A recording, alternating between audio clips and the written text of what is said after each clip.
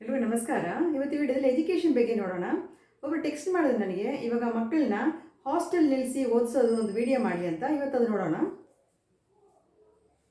ಇವರಿಗೆ 8ನೇ ಋಷಭ ರಾಶಿಯಲ್ಲಿ ನಡೀತಾ ಇದೆ. ಋಷಭ ರಾಶಿ ಅಧಿಪತಿ ಶುಕ್ರ, ಅವರು 12ನೇ ಮನೆಯಲ್ಲಿದ್ದಾರೆ. ಇವಾಗ ಎಜುಕೇಷನ್ ನಾವು ಏನು ನೋಡ್ತೀವಿ ಅಂದರೆ 2ನೇ ಮನೆ ಚೆಕ್ ಮಾಡೋಕ್ಕಾಗತ್ತೆ. 2ನೇ ಮನೆ ಅಧಿಪತಿ ಬುಧ, ಅವರು 5ನೇ ಮನೆಯಲ್ಲಿದ್ದಾರೆ. ಒಳ್ಳೆ ಸ್ಥಿತಿಯಲ್ಲಿದ್ದಾರೆ ಅವರು.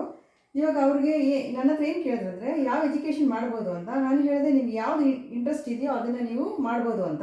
ಪರ್ಟಿಕ್ಯುಲರ್ಲಿ ಯಾವ್ದು ಮಾಡಿದ್ರೆ ನನಗೆ ಫೇವರಬಲ್ ಅಂತ ಕೇಳಿದ್ರು. ಅವಾಗ ನಾನು ಮೈಂಡ್ ರಿಲೇಟೆಡ್ ಸೈಕಾಲಜಿ ಸಬ್ಜೆಕ್ಟ್ ತೊಗೊಂಡು ಓದಿ ತುಂಬಾ ಫೇವರಬಲ್ ಅಂತ ಹೇಳಿದೆ. ಆಮೇಲೆ 2ನೇ ಮನೆಯಲ್ಲಿ ಮೃಗಶಿರ ನಡೀತಾ ಇದೆ. ಅಧಿಪತಿ ಕುಜಾನು 3ನೇ ಮನೆಯಿದ್ದಾರೆ. ಅವ್ರು 4ನೇ ಮನೆಯಿಂದ 12ರಿಂದ ಮನೆ ಬಿಟ್ಟು ದೂರ ಹೋಗಿ ಓದೋದ್ರಿಂದ ಅವ್ರಿಗೆ ತುಂಬ ಬೆನಿಫಿಟ್ಟು. ಅದೊಂದು ಪರಿಹಾರ ಕೂಡ. ಇದೇ ಥರ ಇನ್ನೊಂದು ವಿಡಿಯೋದೊಂದಿಗೆ ಮತ್ತೆ ಸಿಗ್ತೇನೆ. ನಮಸ್ಕಾರ.